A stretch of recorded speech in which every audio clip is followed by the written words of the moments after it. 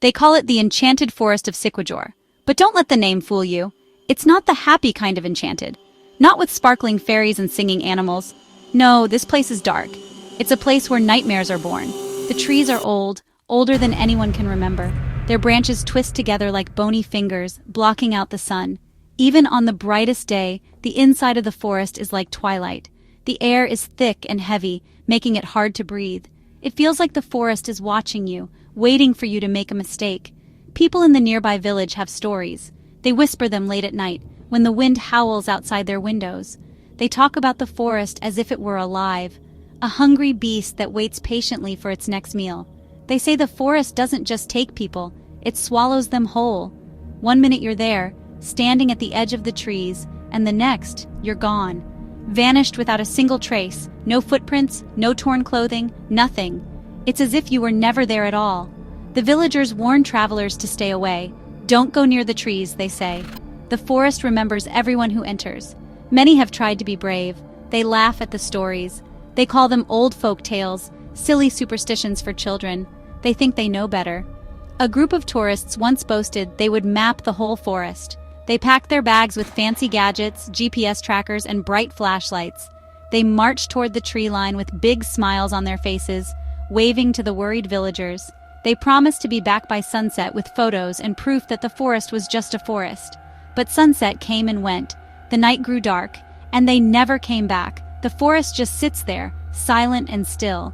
It looks like any other jungle from a distance, green and lush, but get closer and you feel it. A coldness that has nothing to do with the weather. A feeling of deep dread that crawls up your spine and makes the hairs on your arms stand up. It's a warning. A silent scream telling you to turn back. The entrance is a dark mouth ready to chew you up and spit you into nothingness. The villagers know the truth. The forest is a trap, and once you step inside, the trap springs shut behind you. Forever. Imagine you are walking into the forest. You think you're brave. You have a compass. You have a map. You think you can't get lost. The path seems clear at first. It's a dirt trail worn down by, well, you don't know by what. Maybe animals. Maybe other people who never returned. You walk for what feels like 10 minutes. The trees are tall on either side of you. Their leaves rustle, but there is no wind. You keep walking, feeling confident. You decide to look back, just to see how far you've come. But the entrance is gone. It's just more trees, more darkness. Suddenly the path you were following disappears. One moment it was there, a clear line through the undergrowth. The next, it has vanished.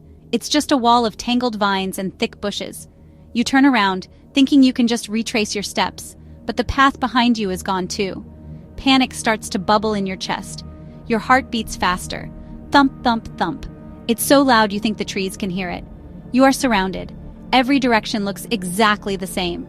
Twisted trees, dark shadows, a green leafy prison with no bars and no escape. You try to stay calm. You pull out your compass. The needle should point north, right?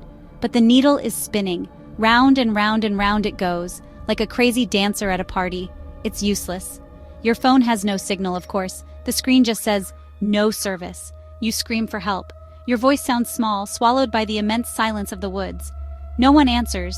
You are completely and totally alone. Or are you? You get the feeling that you're not.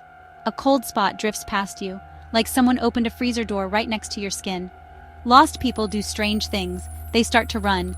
They crash through thorny bushes, getting their clothes and skin torn. They don't care. They just want out. They run until they can't breathe, until their lungs burn with fire. Then they stop, gasping for air, and look around. They are back where they started. They recognize that strange, crooked tree, the one that looks like a monster reaching for the sky. It's impossible. You've been running in a straight line, but the forest plays tricks. It twists the world around you. It leads you in circles, deeper and deeper into its cold, dark heart. The sun begins to set, or at least you think it does. The darkness in the forest just gets deeper, thicker. It's a blackness that feels solid, like you could touch it. You turn on your flashlight. The beam cuts a shaky circle in the dark. It makes the shadows dance. And that's when you start to see them. At the edge of your light, you see a flicker of movement. You whip your head around, pointing the flashlight. Nothing. Just a tree. Just a bush. You tell yourself it's your mind playing tricks on you. You're tired. You're scared. It's normal. But then you see it again. A pale shape, floating between the trees. It looks like a person wrapped in a white sheet, a ghostly figure. It has no face, no eyes, but you feel it watching you. It drifts silently, moving without making a sound. The flashlight beam shakes in your trembling hand. You try to keep the light on it, but it fades away, dissolving into the blackness like smoke. Your blood runs cold. This isn't your imagination. This is real. The stories were true. The forest is haunted. The ghosts of those who were lost are still here. Then come the lights, not flashlight beams. These are different. Small orbs of blue and green light, like spooky fireflies. They float in the air, bobbing up and down. They seem to be leading you somewhere. Follow us, they seem to say. This way out. You are so desperate to escape that you almost do it. You take a step forward, then another. But then you remember the village stories. The lights lead you deeper in. They lead you to the place where no one ever returns. They are a trap, a beautiful, deadly lure. You stand frozen watching them dance. The fear is a physical thing now. It's a knot in your stomach and a tightness in your throat. Every shadow looks like a monster. Is that a beast with glowing red eyes over there? No, just two berries on a bush reflecting your light. Or is it? You can't be sure of anything anymore. The forest messes with your eyes and your mind. You see shapes in the corner of your vision, tall, thin figures that disappear when you look directly at them. You are a mouse in a maze, and the cats are coming out to play. You cup your hands over your ears. You don't want to hear it anymore, but you can't block it out. The sounds. At first, it's just a twig snapping behind you. Snap! You spin around, your flashlight beam cutting through the darkness. There's nothing there. You tell yourself it was just an animal, a squirrel maybe, but you know squirrels are asleep at night. Then you hear footsteps, soft footsteps like someone walking barefoot on the dead leaves. They are getting closer. Step, step, step. You hold your breath, listening. The footsteps stop right behind you, but when you turn, there is no one there. Then the whispers start. They are faint at first, like the rustling of leaves, but they are not leaves. They are voices. They slither through the air, curling around you. They don't speak any language you know, but you understand. You feel their meaning in your bones. They are calling your name. How do they know your name? The whispers come from all around you. From the left, from the right, from above your head. You are surrounded by unseen mouths, all whispering just to you. It's a chilling sound that makes you want to scream, but you have no voice left. The feeling of being watched never leaves. It gets stronger.